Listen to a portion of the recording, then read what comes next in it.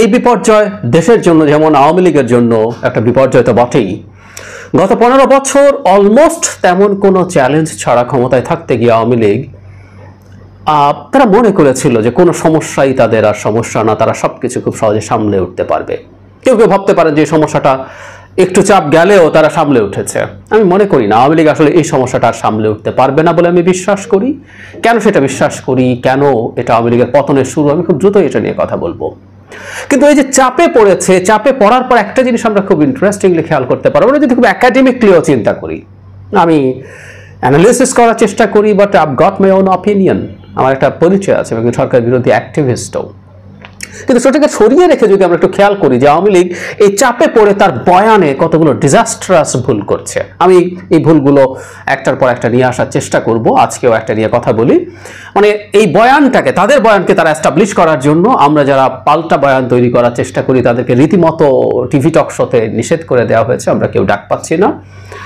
যাই হোক, আপাতত এই মিডিয়াটা আছে, সেটা কতদিন আবার ইন্টারনেট চালু থাকে এবং আমরা এটা করার মতো অবস্থায় থাকি কিনা সেটাও গুরুত্বপূর্ণ প্রশ্ন।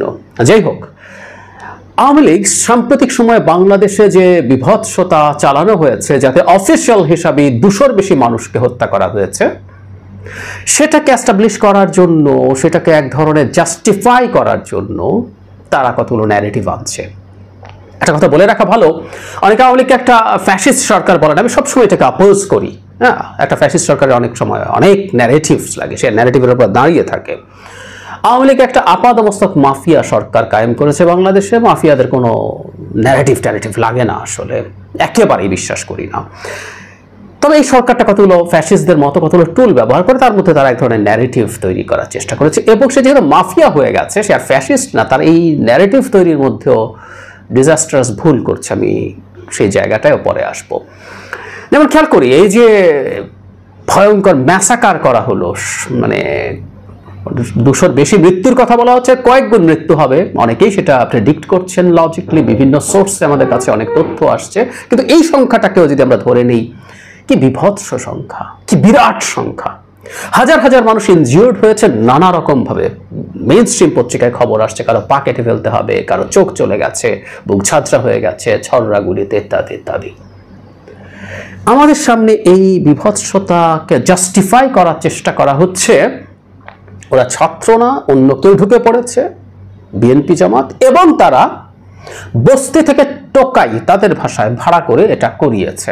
100-200 টাকা ধরিয়ে দিয়ে করিয়ে দেওয়া যায়। মানে কি তাচ্ছিল্য, কিছু মানুষকে 100-200 টাকা দিয়ে এটা করিয়ে দেওয়া যায়। আমরা যদি একটা পাল্টা প্রশ্ন করি, তথাকথিত উন্নয়নের বাংলাদেশে 100-200 টাকা ধরিয়ে কিছু টোকাই, আমি এই শব্দটা বারবার বলতে চাই, এই বিভৎস নোংরা শব্দটা আওয়ামী লীগের লোকজন সমানে ব্যবহার করছে।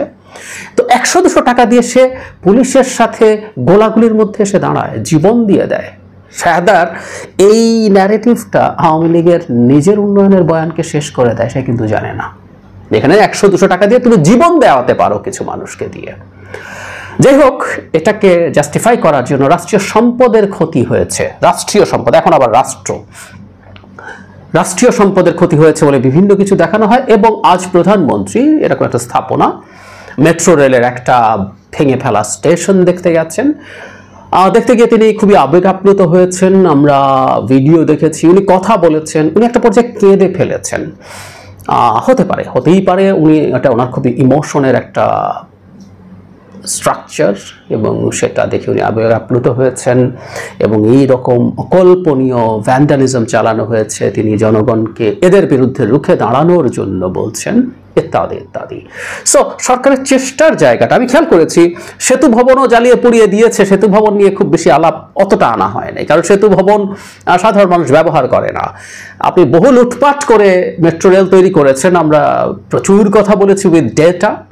আপনি এলিভেটেড এক্সপ্রেসওয়ে করেছেন বহু গুণ টাকা দিয়ে, বহু লুটপাট করে, কিন্তু এলিভেটেড এক্সপ্রেসওয়েরও টোল প্লাজায় আগুন জ্বালানো হয়েছে। এই জিনিসগুলো একটু বেশি সামনে আনার চেষ্টা করা হচ্ছে, এবং জনৈক আওয়ামী লীগের দামি এমপি সুযোগ পেলে পদ্মা সেতুও ভেঙে দিত, এই আলাপ আছেন। তার মানে যে জিনিসগুলো মানুষ মোটা দাগে ব্যবহার করছে, সেগুলোকে আপনি সামনে এনে সিম্প্যাথি পাওয়ার চেষ্টা করছেন, দেখো এগুলো ভেঙে ফেলছে, সো আমরা গুলি করে যে মেরে ফেলেছে এতগুলো মানুষকে, সেটা জায়েজ হয়ে গেছে। এই হলো তাদের মোটা দাগের ন্যারেটিভ। আমি দেখলাম টিভিতে জাস্ট বসে বসে সম্পদের ক্ষতি, মানে এতগুলো মানুষ বাংলাদেশের ইতিহাসে 3-4 দিনে 200-র বেশি মানুষ মারা যায় নাই স্বাধীন বাংলা, পাকিস্তান আমলেও যায় নাই। আমার যতদূর মনে পড়ে সেটা হচ্ছে স্বাধীনতার আগে পরে 7ই মার্চে শেখ মুজিবুর রহমান যখন ভাষণ দেন তখন সারা বাংলাদেশের বিভিন্ন জায়গায় বাঙালি বিহারি, তাও বাঙালি বিহারি রায়ট, এবং ওখানে মানুষ মারা যাচ্ছিল, কিছু পুলিশের গুলিতেও মারা গেছে, কিন্তু রাষ্ট্রীয় বাহিনীর গুলিতে এই পরিমাণ মানুষ পাকিস্তান আমলেও মারা গেছে বলে আমি অন্তত নিশ্চিতভাবে মনে করতে পারছি না। তো আপনি ওই মৃত্যুগুলোকে আপনি লঘু করছেন, এটা দিয়ে লঘু করছেন কি দিয়ে, যে আপনার যেহেতু রাষ্ট্রীয় স্ট্রাকচার ভাঙছে এবং যেহেতু সাধারণ মানুষ কিছু স্ট্রাকচার ব্যবহার করে, সেই জায়গাটায় তারা টাচ করার চেষ্টা করছে, কানেক্ট করার চেষ্টা করছে। আর সস্তা প্রাণ ছাত্ররা খুব একটা মারা যায় নাই, ন্যারেটিভ এরকম, ছাত্ররা কিছু মারা গেছে টোকাই।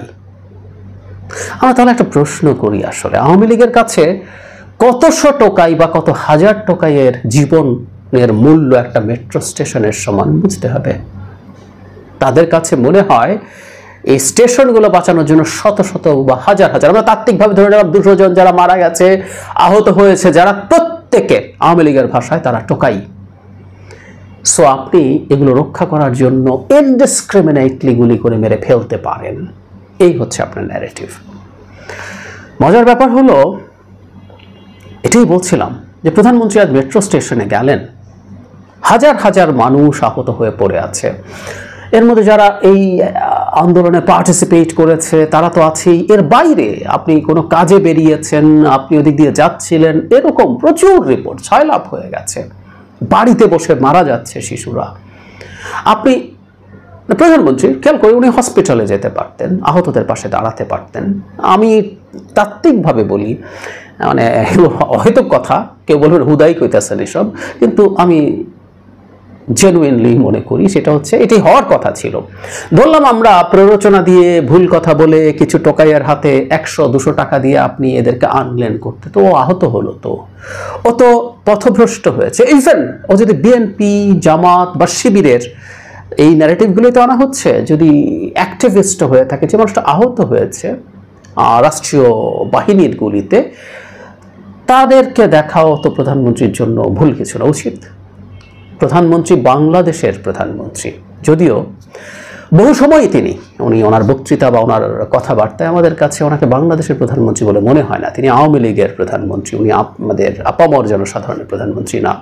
যেই মানুষগুলো এই হয়েছে তাদের জন্য খুব সিরিয়াস ধরনের কোনো দুঃখ প্রকাশ, এই যে বললাম, দেখা যেতে পারত, দেখছেন না। মজার ব্যাপার হচ্ছে আমরা এই ব্যাপারগুলো ধরতে পারছি, আমরা দেখছি, আমরা খেয়াল করছি, আমরা খেয়াল রাখছি। আমরা অনেকেই অলরেডি বলছি মানুষের জীবনের চাইতে মূল্যবান আর কিছুই হতে পারে না, সত্যিই পারে না। এই কথা আমরা বুঝি, প্রত্যেকে বুঝি, খুব ভালোভাবে বুঝি।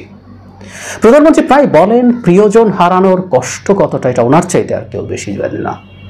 ট্রু, ওনার জীবনে যা ঘটেছে, ওনার ব্যক্তিগত জীবনে যা ঘটেছে, খুব অল্প মানুষের জীবনে এরকম ঘটে। সকালে আপনি ঘুম থেকে উঠে জানতে পারলেন আপনার পরিবার পুরো শেষ হয়ে গেছে। ট্রু, তাই যদি হয়ে থাকে, এই অন্য মানুষগুলোর যে স্বজন হারানোর বেদনা, তার ভাষ্যমতে তারই অনেক বেশি ভালো করে বোঝার কথা ছিল, ফিল করার কথা ছিল। এমন করে যদি ফিল নাও করতেন, অন্তত একজন প্রধানমন্ত্রী হিসেবে তার দায়িত্ববোধের জায়গায় কিন্তু ওটা ছিল, কিন্তু উনি সেটা করেননি। এবং পুরো ন্যারেটিভটা আজকে প্রধানমন্ত্রী মেট্রো রেলে যাওয়া এবং সেখানে কথা বলা দিয়ে আমাদের কাছে স্পষ্ট হলো যে এতদিন ধরে কেন বারবার স্থাপনার ক্ষতি হয়েছে, রাষ্ট্রীয় সম্পদ ক্ষতিগ্রস্ত হয়েছে, মেট্রো রেল যেটা দিয়ে মানুষ বেনিফিটেড হচ্ছে, এলিভেটেড এক্সপ্রেসওয়ে যেটা দিয়ে মানুষ বেনিফিটেড হচ্ছে, সেটার উপর আঘাত এসছে। এই ন্যারেটিভ আনার কেন চেষ্টা করা হয়েছে? শেষ কথা যেটা শুরুতে যেটা বলছিলাম, যে এই সরকারের আসলে ন্যারেটিভ ফেল করারই কথা ছিল। আপনি যদি ফ্যাসিস্ট হতেন, আপনি ন্যারেটিভের ব্যাপারে মনোযোগী থাকতেন। আপনি গণতান্ত্রিক হলে তো ন্যারেটিভের ব্যাপারে আরও বেশি মনোযোগী থাকারই কথা। ক্রমাগত আপনাকে মাথায় চিন্তা রাখতে হবে কি করে আসলে মানুষের কাছে যাওয়া যায়, কোন ন্যারেটিভটা মানুষের সাথে কানেক্ট করা যায়, বা কথ্য ভাষায় কোন ন্যারেটিভ মানুষ খায়, এটা চর্চার মাধ্যমে বোঝা যেত। কিন্তু যে সরকারটা জাস্ট বিভৎস বর্বর বল প্রয়োগের মাধ্যমে ক্ষমতায় টিকে আছে, সেই সরকার ন্যারেটিভ মানুষ খাচ্ছে কি খাচ্ছে না সেটা বোঝার জায়গাতেই আরও নাই। ওর যে ন্যারেটিভ হয় না, ওই ন্যারেটিভ যে মানুষ খায় না, ওটা বোঝারও জায়গা থেকে তারা বহু দূরে সরে এসছে। সাম্প্রতিক সময়ে আমরা ঠিক সেটাই দেখতে পাচ্ছি। মেট্রো রেলে গিয়ে প্রধানমন্ত্রী যাওয়া, সেখানে যা করা, এমনকি আওয়ামী লীগ এবং মিডিয়া যা যা বলানো হচ্ছে সব কিছু দিয়ে আমরা সেটা বুঝলাম। আরও বেশ কিছু